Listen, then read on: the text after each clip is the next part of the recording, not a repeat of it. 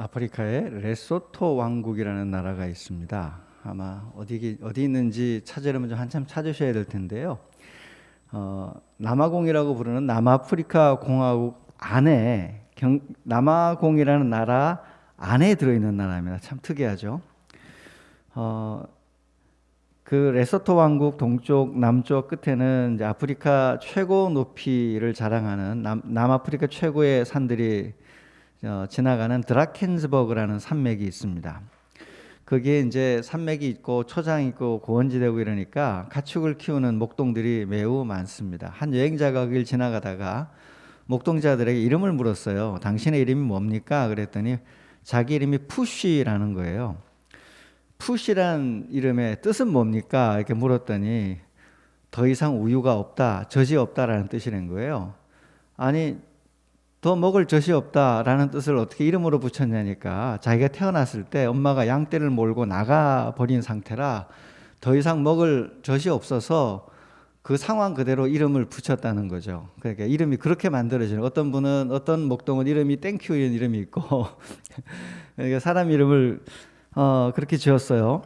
근데 이제 그렇게 더 이상 먹을 우유가 없다라고 지어진 아이가 자라서 목동이 되고 또 더 먹을 우유가 없어서 걱정하는 삶을 살아가고 그렇게 지내는 겁니다. 그 자랐던 존재, 가정 형편, 미래의 삶의 이름 안에 온전히 담겨 있어요. 참 정겨우면서도 애자하면서도 본질을 참 잘 담았다라는 생각이 들었어요. 이름과 삶이 이렇게 잘 맞아떨어지는 이제 그 옛날의 문화권이었죠. 지금 이제 현대에 와서는 이름의 비중이 많이 줄긴 했습니다. 이름이라는 게 그냥 식별부호처럼 보일 때도 많은데 그래도 여전히 우리에게도 이름이 중요한 것 같아요. 아기들이 태어나면 장명소 가서 이름을 생각보다 꽤 많이 지으시더라고요. 왜 그러냐니까 이름이 한번 지어지면 평생 그 사람의 이미지를 대변하잖아요. 그 사람이 어떤 존재인지 그 이름으로 그 사람을 생각하고 떠올리고 그렇게 이제 부르며 사는데, 또 그 이름 때문에 누군가는 사회생활이 너무 힘들어서 이름을 바꾸기도 할 정도로 사회관계에도 이름이 영향을 좀 미치는 것 같습니다. 그래서 이제 이왕이면 좋은 이름 지으려고 장명소를 두드리시는데, 전 그리스도인들은 장명소에서 이름 짓는 거 좀 안 했으면 하는 마음이 굉장히 강합니다. 장명소에서 뭘 하는가 이렇게 들어봤더니 그냥 이름이 이게 너무 딱딱하고 어감이 안 좋으니까 한글로 이렇게 잘 다듬어 주는 정도가 아니고, 이 이름에 뭐가 들어가면 불행해지고 뭐가 안 들어가야 되고 여기서는 뭘 쓸 수 없고 같이 굉장히 우리 사주팔자 보는 것 같은 것들이 이름 짓는 과정에 철학이 다 들어가 있더라고요. 제가 그걸 보고 깜짝 놀랐어요. 저 장명소라는 곳이 그냥 이름 지어주는 그런 곳이 아니라 다른 것들을 하고 있는 거죠. 사실 뭐 이름 글자에 뭐가 들어간다고 인생이 나빠지고 그런 거 어디 있겠습니까? 우리 예수 믿고 그런 거 다 끊어버리고 살기로 작정하고 제사도 안 지내고 사는 게 우리 예수 믿는 사람의 삶인데, 그런 사소한 것에 불편해가지고 이것도 안 되고 저것도 안 되고 그렇게 살지 말고 우리 성경대로 부모님이 자식 이름 짓듯이 하나님께 기도하며 축복해가며 자식들의 이름을 지어주면 그게 가장 좋은 이름이 될 것 같아요.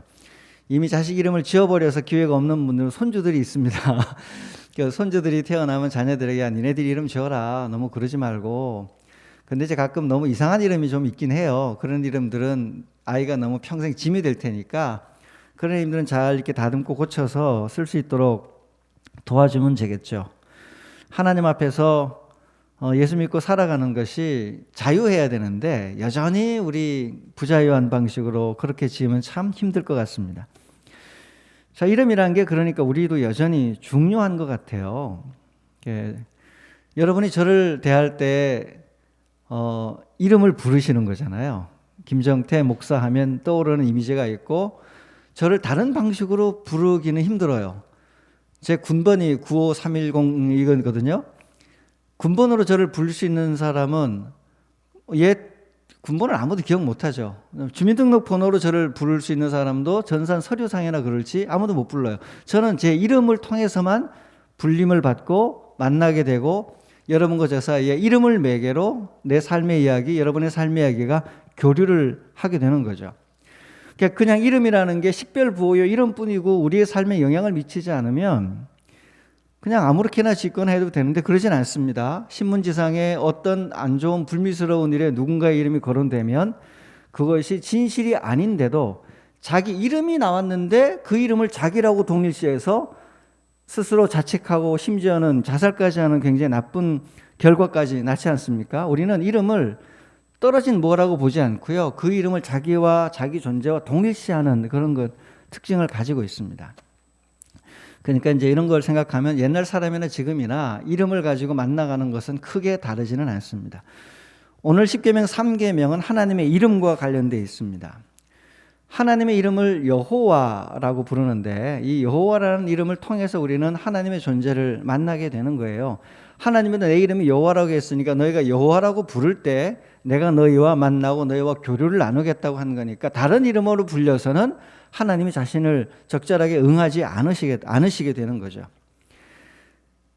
이게 이제 히브리어로는 야훼라고 부르는 게 가장 정확한 발음인데요. 여호와라고 불릴 수밖에 없었어요. 유대인들은 너무 경건해서 하나님의 이름 자음 네 글자밖에 안 남아 있는데 자음 네 글자가 나오면 말로 부르지 않고 주님이라는 말, 아도나이라는 말로 대신 돌려서 간접적으로 불렀습니다. 그 시간이 너무 오래 흘러가니까 하나님 이름 어떻게 읽는지 실제로 까먹었어요. 하나님의 자음 글자 4개만 남아있고 어떻게 읽는지 까먹어가지고 그 자음 글자 4개에 아도나이에 해당하는 모음들을 떼다가 붙여서 만든 게 아도나, 여호와 이렇게 된 거예요. 그래서 여호와라는 이름은 하나님의 이름 4글자에 자음 4글자에 아도나이 모음을 합쳐서 나중에 학자들이 불러서 만들어진 이름이고요. 최근 이제 20세기, 21세기에 들어와서 다시 더 연구를 기입해 보니까 하나님 이름 4글자에 가장 잘 맞는 모음은 야훼라는 거다라고 발견을 해서 이제 요즘은 다들 여호와라고 부르기도 하고 야훼라고 부르기도 하는데 워낙 오랜 기간 기독교에서 여호와라고 불러왔으니까 그 하나님도 이제 감안하실 거예요. 그래서 우리가 여호와라는 이름을 성경책에 그대로 남겨두고 우리가 부르고 사용하는 거죠. 유대인들이 굉장히 이름에 조심했던 거죠. 왜 이렇게까지 조심했냐면 오늘 본문에 하나님의 이름을 망령되이 일컫지 말라는 그 십계명의 내용을 굉장히 경건한 방식으로 실천해 보려 했던 겁니다. 이 유대인들의 조심성은 여기서 끝나지 않고요. 옛날에는 이제 성경책을 옮겨 적을 때도 하나님 글자가 나오면 서기관들이 글자 옮겨 적기를 포기하고 목욕 재개하고 와서 이름 4글자를 다시 썼어요. 그러니까 복사기 없으니까 옛날엔 전부 손으로 다시 써야 되는데 누군가가 성경을 읽어줄 때 받아 쓰고 보고 쓰다가 하나님 이름 4글자가 성경 본문에 나온다 그러면 어김없이 가서 목욕하고 와서 다시 그 글자 이름을 정결한 마음으로 썼을 정도로 소중하게 하겠습니다. 그러니까 십계명에 대한 유대인들의 굉장한 경건한 마음을 엿볼 수 있는 거죠. 자, 오늘 본문 7절 말씀을 우리가 다시 한번 읽어볼까요? 함께 읽겠습니다. 너는 내 하나님 여호와의 이름을 망령되게 부르지 말라. 여호와는 그의 이름을 망령되게 부르는 자를 죄 없다 하지 아니하리라. 제가 이 본문을 좀 더 자세하게 풀어가서 설명을 하려고 합니다. 저희가 설명하다 보면 히브리어 원문 자꾸 이야기를 하게 되는데요. 히브리 원문을 이야기하면 성도들이 한글 개역 개정이 번역을 완전히 잘못했구나라는 느낌을 갖는데 그런 건 아닙니다. 번역이라는 것은 모두가 이해하기 쉬워야 되기 때문에 모두를 위하여 만들어야 되니까 좀 더 평범하게 번역을 하고요. 학자들의 경우는 그 단어 안에 들어있는 까다로운 의미까지 살려서 풀이를 해야 되기 때문에 번역을 자꾸 이야기를 하는 거예요. 굉장히 개역개정판 성경 좋거든요. 자, 거기에 이제 덧붙여서 설명을 드리면요. 오늘 구절에 여호와의 이름을 망령되이 부르지 말라고 할 때 망령이라는 단어는 우리가 느낌을 아실 거예요. 우리 이제 옛날에 어떤 나이 드신 분이 이제 시간이 흘러서 치매 같은 경우가 오면 뇌에 어떤 신경적 변화가 오면 지금이야 치매다 어떤 뭐라고 이제 객관적으로 감정을 단지 않고 진단을 하지만 저희 어릴 때만 해도 동네 노막 났네, 망령 들었네, 인간 취급 안 하는 비하하는 느낌을 가지고 있죠. 그러니까 오늘 하나님 이름을 망령되이 부르지 말라고 할 때 그 굉장히 심각한 거다. 굉장히 심각하고 나쁜 거라는 어감은 망령되다는 이 번역은 참 잘 살린 것 같아요. 히브리 원래 원문에서는요, 헛되다, 거짓으로, 부질없이 이런 뜻이 포함되어 있는데 그게 부정적인 느낌이 있거든요. 근데 부정적인 그 느낌을, 샤베라는 단어의 느낌을 한글로 그냥 헛되이 부르지 말라 하면 굉장히 평범해지죠.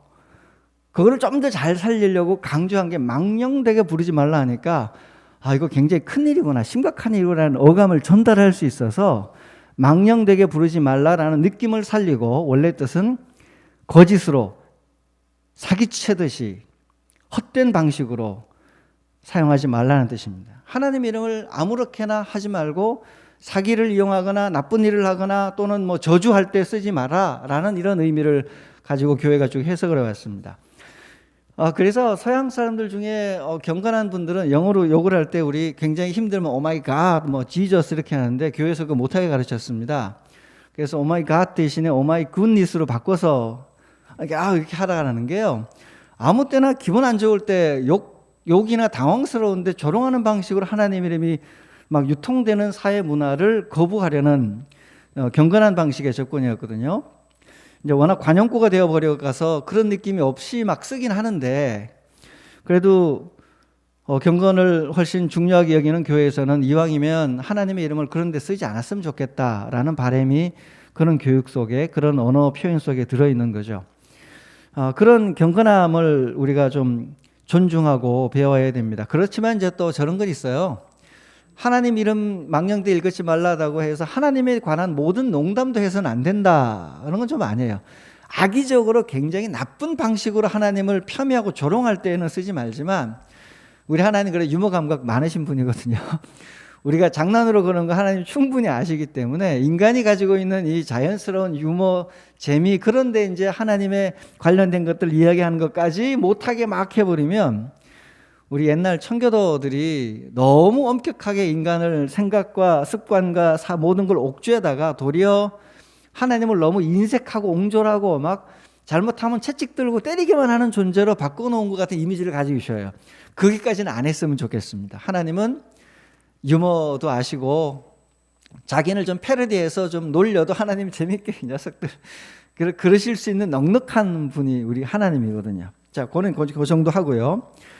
하나님이 이제 그렇게 유머스럽게 받아주기도 하고 뭐 작은 거 가지고 뭐 그러진 않지만, 하나님 굉장히 심각하게 보는 것 하나가 있습니다. 그게 오늘 3계명에 나오는 이야기인데, 자신의 이름을 망령된 방식처럼 굉장히 사기를 위하여 자신의 본질과 어울리지 않는 것을 자기라고 우기며 활용하는 것, 이것에 대해서는 하나님이 엄격하게 10계명 3계명에서 죄라고 정확하게 지적하시는 거예요.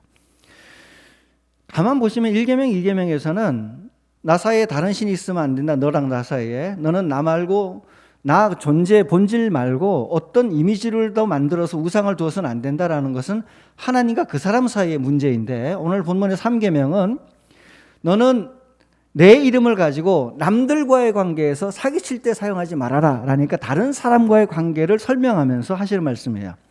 하나님의 이름을 거짓이나 사기처럼 이용하여서 하나님과 안 어울리는 짓을 하면서 하나님이라고 우기며 이익을 취하는 일을 절대로 하지 마라. 그건 심각한 죄다라고 이야기를 하십니다. 하나님의 이름을 무단으로 도용하거나 남용하거나 오용해가면서 하나님의 본질, 하나님에 대한 사람들이 다른 방식으로 하나님을 생각하게 만드는 짓을 하지 말아라. 그건 하나님의 명예를 땅에 떨어뜨려서 하나님 나라를 파괴하는 짓이요, 하나님의 선교를 파괴하는 짓이다. 그러니까 하나님의 이름을 그렇게 사용해서 모욕을 하면 뭐 이름인데 뭐 그러면 아니고, 하나님은 그 이름을 자신의 본질로 여기거든요. 우리처럼 우리 세상 신문이나 언론에 하나님에 관하여 누군가가 그리스도인이 사기치는 그 방식으로 하나님의 이름이 거명될 때 하나님은 자신의 존재가 훼손당했다고 여기고요. 그것을 보는 사람들의 마음에서 하나님의 명예는 완전히, 하나님은 이런 존재, 나쁜 존재로 각인이 되잖아요. 그러니까 하나님이 실제적 영향을 안 받는다고 가정을 하더라도 그거를 보는 사람들의 마음속에 하나님은 이미 전혀 다른 분이 되기 때문에 하나님 나라에는 굉장히 큰 손상이 옵니다. 그래서 이제 우리가 전도하러 나가면 많은 분들이 사람들에게 그런 소리를 듣거나 또는 말은 안 하는데 속으로 그래요. 사람들이 너나 잘하세요, 또는 난 예수는 좋은데 예수 믿는 것들은 싫어 라고 말을 하는 이유가 3계명에 관련되어 있습니다. 일반적으로 예수 믿는 사람들이 하나님의 이름을 가지고 무엇을 할 때 우리가 굉장히 조심해야 된다는 이야기입니다. 근데 아까 이제 유대인들 이야기를 드렸는데요. 유대인들이 글자 하나 쓸 때 막 서기관들이 목욕하고 오고 하나님이랑 안 읽으려고 비켜고 가니까 유대인들은 3계명을 안 어기고 살았을까요? 그 정도로 경건한 사람들이면 3계명에 대해서 철저하게 해가지고 제대로 잘 살았을까요? 절대로 그렇지 않습니다. 레위기 24장에 가면 하나님 이름을 모독하면서 저주할 때 사용했다가 사형당하는 사건도 나오고요. 유대인들도 겉으로는 종교 행위로는 하나님의 이름을 보존하고 하려고 애를 쓰지만 자신들의 비즈니스 영역이나 삶의 영역에서는 어김없이 다양하게 나쁜 짓을 참 많이 했던 것 같아요. 그래서 신약으로 건너가면 예수님께서 그런 말씀을 하십니다. 마태복음 5장 37절 말씀인데요. 같이 읽어볼까요? 오직 너희 말은 옳다 옳다 아니라 아니라 하라. 이에서 지나는 것은 악으로부터 나느니라. 여기 위에 보면 하나님의 이름을 가지고 맹세하는 것에 대해서 그거 하지 말라고 하면서 나오시는 말씀인데, 여러분 지금은 맹세 잘 안 하잖아요. 누가 맹세해도 안 믿어주죠. 왜냐하면 지금은 문서에다가 도장 찍는 게 제일 정확한 거기 때문에 문서에서 도장 찍으면 그거는 믿지만 말로 하는 건 안 믿어주는 세상 아니겠습니까? 그러나 고대는 달랐어요. 문서도 없고 이것도 없고 뭘 보증할 게 없는데 옛날 사람들은 신을 다 무서워하며 살았거든요. 그 사람이 악독하든 아니든 어떤 신을 섬기든 신의 이름으로 맹세하는 것에 대해서 자기 스스로 엄청난 공포를 가지고 압박을 느끼고 살았기 때문에 법정이나 어디에서 제일 중요한 게 신의 이름에 맹세케 하면 그래도 그걸 보증수표를 믿어주는 세상이었다고요. 그런 세상에서 예수님이 신의 이름으로도 맹세하고도 실제로는 나쁜 짓을 반대되는 짓을 너무 많이 하니까 아예 하지 마라. 신의 이름을 떼고 신의 이름을 떼고 그냥 너희들 수준에서 아니다 아니다 옳다 옳다 하는 삶을 사는 게 정확한 삶이에요. 그게 3계명에 어울리는 이야기다. 3계명의 실천을 어떻게 할 거냐?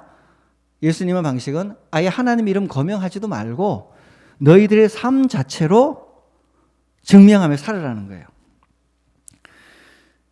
그러니까 우리 한국교회 이제 기독교인이 굉장히 많습니다. 진짜 많아서 우리가 고민을 좀 해야 되는 게 있습니다. 제가 겪었던 일들을 말씀을 드리면 이해가 쉬울 거예요.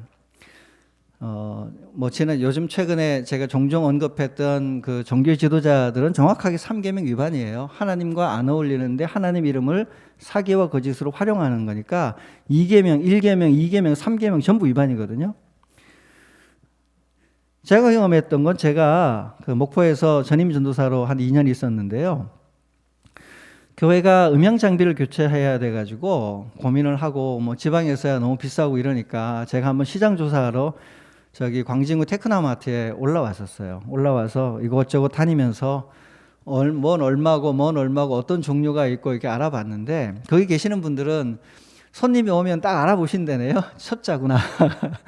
아무것도 모르고 왔구나. 아니면 저 사람은 이미 알고 왔구나. 그래서 이제 옆에서 제가 이거 가게 저 가게 막 다니면서 또 이 가게 물었는데 바로 옆 가게 들어가면 쑥스러우니까 우리는 초짜라 이 가게 묻고 나면 저 뒤로 돌아가 딴 가게 가보고 또 다시 돌아 딴 가게 가보고 이러는 걸 보고는 사장님 한 분이 이제 잠깐 와보세요 그러시더라고요. 그래서 찾아갔어요. 찾아갔더니 뭐 하세요? 그래서 음향 좀 알아보려고 왔다니까 이래저래 묻더니 자기는 교인도 아니고 기독교인 아무것도 상관이 없는데 한 가지만 조심하면 돼요. 제가 거기서 장사한 지 몇십 년 차인데 장로라거나 기독교인 행사하는 사람한테 안 사면 속을 확률이 적어요. 그러는 거예요.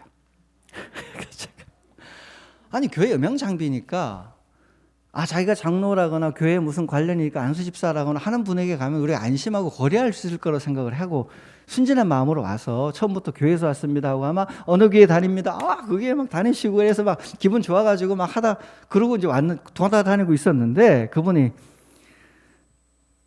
그거 밝히고 이야기하는 사람한테 안 사면 훨씬 안속을 가능성이 훨씬 높아요. 그러는 거예요. 그리고는 그것만 조심하시면 된다고 보냈어요. 그리고 자기는 장사할 생각 없었어요. 제가 그 이야기 듣고는 저는 엄청 충격을 많이 받았습니다. 세상 물정 그제서야 안 거예요. 그때. 교인이니까 잘해주고 그럴 것 같았는데 정반대였던 거예요. 장사하는 사람들이 교인이라는 표명을 하고 교회 다닌다는 이야기를 하고 하나님을 이야기를 하는데 알고 보면 그것을 이용하여서 훨씬 큰 이익을 쉽게 챙기려는 것이 많았다는 거죠. 안 그런 분도 많겠죠. 안 그런 분도 많겠지만 일반적으로 우리 삶에서 그런 분들이 워낙 유독 잘 뛰어나게 보이기도 하고 그런 거라는 거예요.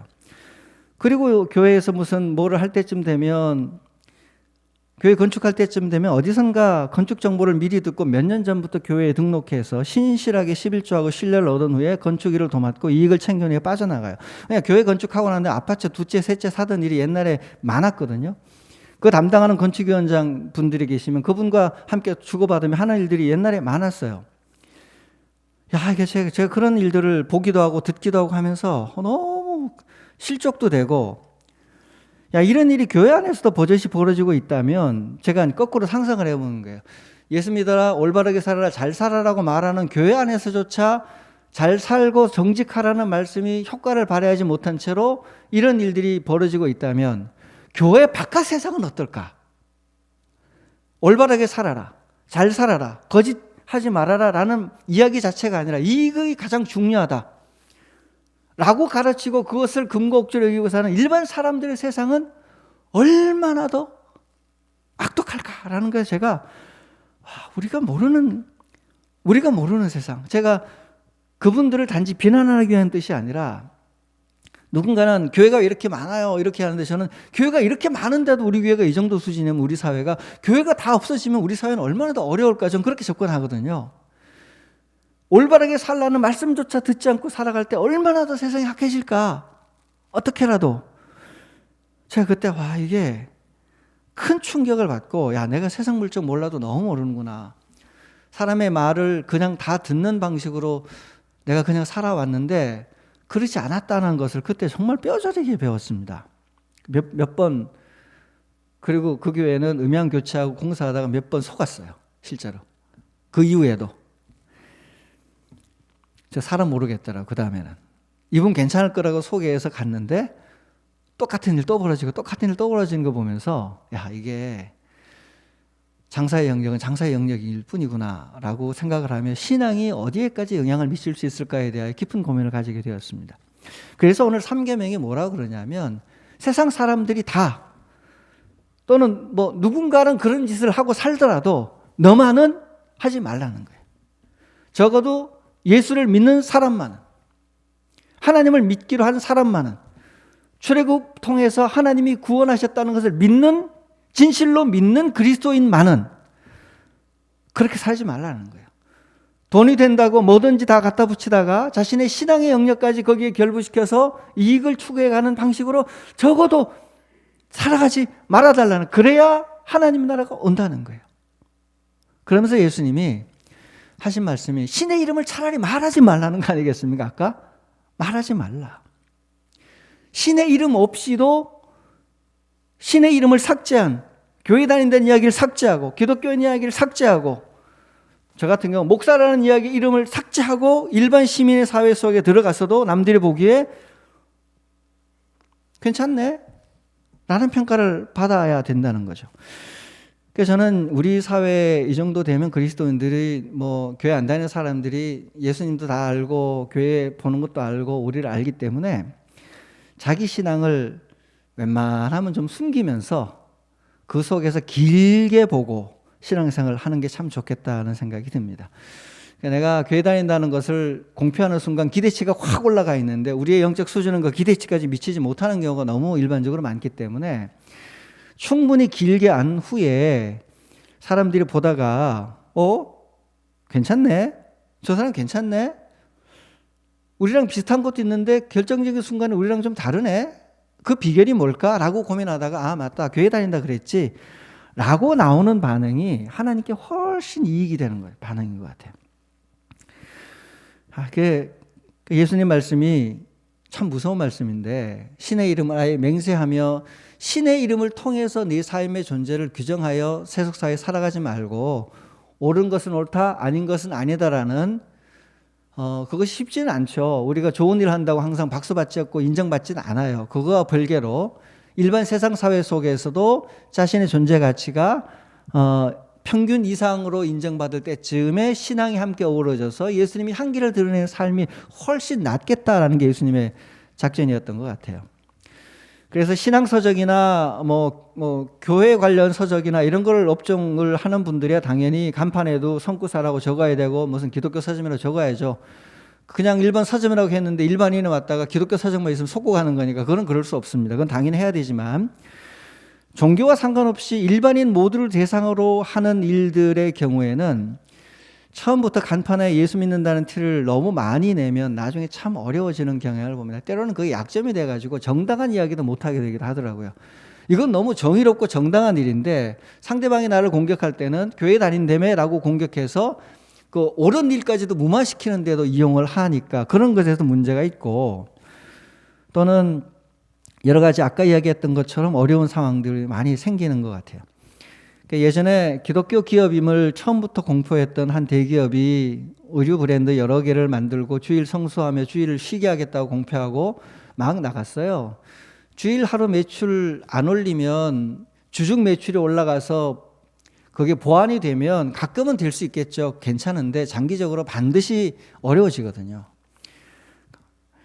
근데 그 생각까지 못 하셨던 것 같아요. 그걸 캐치프레이즈 내걸고 가다가 주말 영업 포기했다가 주일 영업, 그 나중에 결국 손해가 나니까 주일 영업 재개하고 그 간판 다 내리고는 오히려 노동윤리 측면에서 일반 기업보다 훨씬 못한 방식으로 대처를 하다가 사회적 몰매를 당했지 않습니까?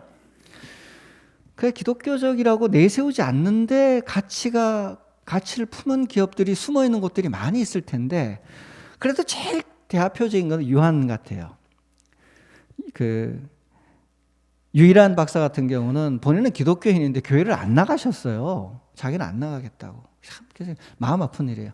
교회에서 벌어지는 일들 여러 가지 볼들을 보고 자기는 독실한 기독교인 선교사님에게 도움받고 유학 가서 공부 다 했던 분인데 회사도 정직하게 세금 다 내고 모든 것을 다 했는데 정작 현실 교회는 잘 안 나가셨던 분인데 그분이 만든 기업, 그분이 운영했던 기업이 가장 기독교적 가치를 잘 표방하고 있었고 오히려 기독교 기업이라고 말했던 기업들이 신의 이름으로 맹세하고 하는 방식으로 사업을 했던 분들이 예수님의 이름을 훨씬 더 많이 땅에 떨어뜨리는 데가 참 많았습니다.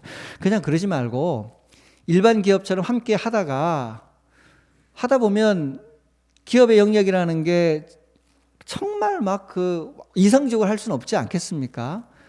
보이지 않게 조금이라도 더 낮게 노력하다가 아니면 그렇게 벌어진 이익을 사회 환원을 남들보다 훨씬 잘하는 방식으로 경영하며 사는 것도 훨씬 오히려 좋은 선택이 될 수 있겠다. 하나님께는 그런 고민을 하게 됩니다. 이게 아마 우리 삶에서 우리 세상 사회 속에서 살아가는 우리 모두에게 주는 굉장히 좀 부담도 되는 말씀이고요. 굉장히 좀 신경을 많이 쓰게 해야 되는 말씀이에요. 3계명이 하나님의 이름을 거짓된 방식으로 들다라는 망령 때 일컫다는 말은 높이 들어서 맹세하는 행위인데 하나님의 이름을 헛된 방식, 사기를 위해서 들어서 사용하지 말고 차라리 하나님 이름 없이 예수님 말씀처럼 옳은 것은 옳다, 아닌 것은 아니다라는 삶을 통해서 자신의 영역에 주어진 직장의 윤리죠. 신앙 윤리를 넘어서서 직장 윤리, 사회 윤리 굉장히 괜찮거든요. 내가 가지고 있는 직업에서 지켜야 될 상도, 직업에서 지켜야 될 여러 가지 윤리들을 성실하게 수행해 가는 것으로 사람들에게 영향을 미치고 이후에 그리스도인임을 알게 만드는 것이 참 좋은 선교 방법이 될 수 있겠다는 생각을 오늘 본문 말씀을 묵상하면서 해보았습니다. 그래서 여러분 저보고 회사 이름 지어달라면 저 절대 안 지어줍니다. 목사님이 좀 뭐 해주면 이렇게 그런 의뢰 들어오거든요. 가끔씩 이제 생길 때 예전에는 많이 그랬는데 그러면 이제 원하는 건 성경적인 내용이 좀 담긴 이름을 짓기를 원하시는데 그 순수한 마음은 너무 잘 알죠. 이왕이면 하나님 이름 가지고 잘하고 싶은 마음은 너무 간단한데 그 순수한 마음과 달리 실제로 뭐를 해갈 때는 다른 상황이 너무 많이 생기잖아요. 그래서 제가 절대 안 짓습니다. 차라리 하나님 이름 안 들어간 이름을 비성경적인 이름을 지어서 훨씬 좋은 일들을 하는 게 훨씬 낫겠다라는 생각이 많이 들었습니다. 성도 여러분, 세속사회 한복판에서 생존하고 살아가시는 얼마나 힘이 드십니까? 목사인 저도 목사라는 타이틀 떼고 일반 시민사회 속으로 들어가서 함께 지내는 일들이 있는데 그 보면 쉽지 않거든요. 그 힘든 처지에서 신앙을 품고 무엇을 해야 할까, 무엇을 하지 말아야 될까 가려가며 기도해가며 몸부림치는 삶이 얼마나 힘들고 어려우십니까? 그러나 그 힘들고 어려운 불편함, 그 까탈스러워 보이는 자기 검열 그곳에 구원의 길이 있습니다. 그 길이 예수님이 주신 십자가의 길이고 그 길이 생명의 길입니다. 3계명을 마음에 품고 하나님의 이름이 내 인생에서 천천히 명예를 받으시도록, 당장은 아니더라도 내 삶의 긴 여정을 통해서 장기적으로 오랫동안 하나님의 명예가 높아지도록, 때로는 우리가 죽고 난 다음에 명예가 높아질 수도 있잖아요. 내 삶이 끝난 후에 우리 자식들이 또는 날 지켜본 누군가가 우리의 인생을 평가하면서 하나님께 영광 돌릴 수 있도록 그렇게 긴 호흡으로 서두르지 말고 차근차근 주님의 이름을 묵상하며 살아가는 성도의 여정 되시기를 바랍니다. 함께 기도하겠습니다. 하나님께 우리 삶을 돌아보면서 주님 말씀처럼 주님의 이름 신앙의 이야기를 들이대지 않아도 사람들에게 옳다 아니다 내게 주신 직장의 윤리 안에서 충실히 당신을 높일 수 있도록 도와주시고 내 삶 긴 여정에서 주님의 영광 받으십시오. 하나님 앞에 이 시간 그렇게 기도하겠습니다.